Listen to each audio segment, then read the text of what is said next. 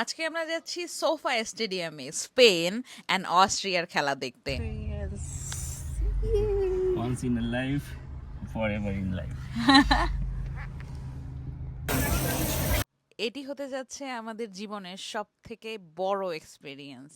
খুবই এক্সাইটেড ছিলাম দুইজন, নতুন ভাবে দেখবো ওয়ার্ল্ড কাপ। ওয়াও, মানে কত ভাগ্যবান আমরা, আমেরিকায় আছি আবার ওয়ার্ল্ড কাপ দেখবো না, এটা কি সম্ভব? God help us. আমরা শেষমেশ টিকিট পেয়েছি। খুবই কষ্ট হয়েছে, খুবই সার্চ করতে হয়েছে, অনেক সময় লেগেছে আসলে টিকিট খুঁজে বের করার। তো টিকিট যেহেতু পাওয়া গেছে,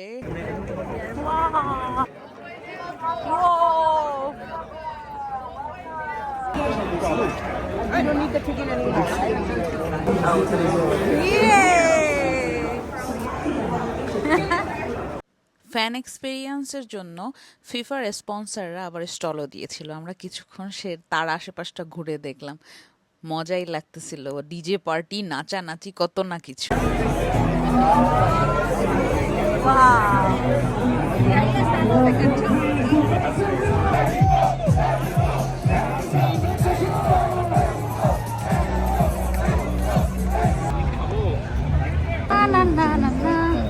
আমরা এন্ট্রি করছি।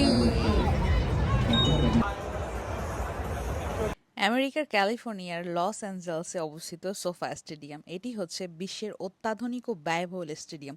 বাংলাদেশের পদ্মা সেতু করতে $3 বিলিয়ন খরচ হয়েছে, আর এইটা খরচ করতে হয়েছে $6 বিলিয়ন। 7 তলা উঁচু ভবনের মতো দেখতে এটি পুরো স্টেডিয়ামটি।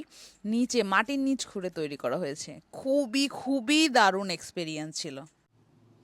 এক একটা মানুষের ঢেউ হচ্ছিল আর আমরা দাঁড়িয়ে যাচ্ছিলাম। কি যে ভালো লাগতেছিল। এখন স্টেডিয়ামে খেলা শুরু হতে যাচ্ছে। ওফ, কি যে মজার অভিজ্ঞতা।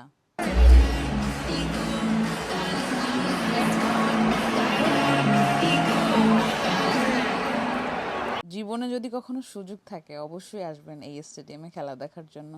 মনে হবে মানে বড় কিছু একটা পেয়ে গেছি।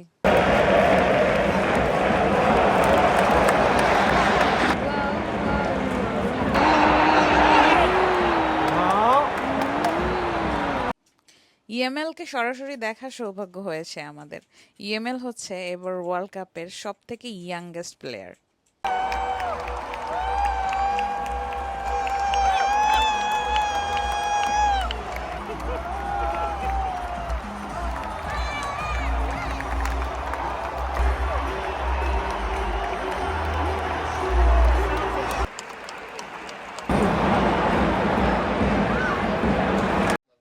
এক একটা গোল হচ্ছিল আর এক এক ধরনের সাউন্ড, মানে অন্য রকম অভিজ্ঞতা।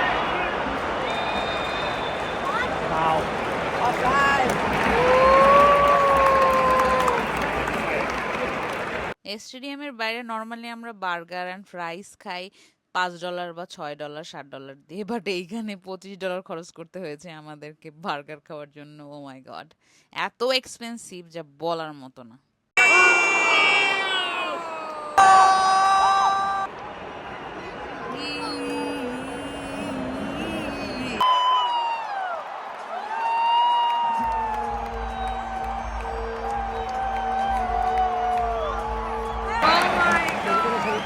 তিন শূন্য গোলে আমরা অস্ট্রিয়াকে বিদায় জানিয়ে দিলাম।